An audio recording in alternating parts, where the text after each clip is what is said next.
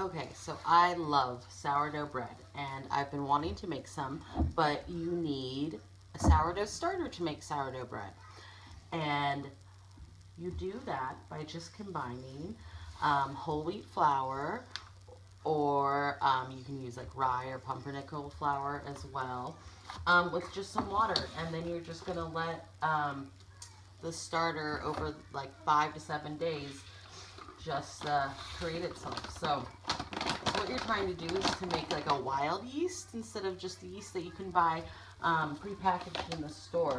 So what you're going to do is use a scant cup of, I chose this whole wheat flour, and then just a half a cup of water. And because my house is pretty cool generally, I use lukewarm. But if you have a warm house, you could use cool water.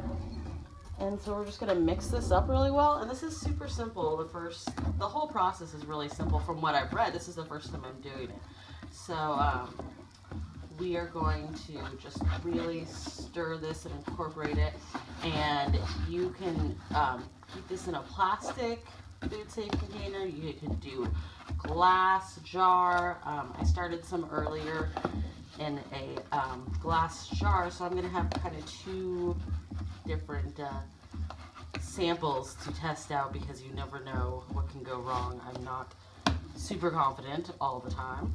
So, we're just gonna get that mixed really well, really easily.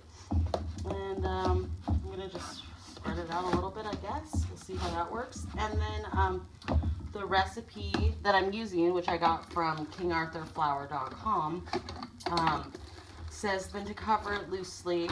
And so I'm not going to put the lid on, even though I have one, until I'm further along in the process.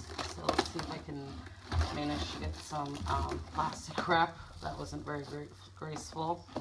But, okay, so it really just looks like, super simple plain dough right now. But what you're going to do is then put it in, a warmish part of your house, almost like you're proofing bread.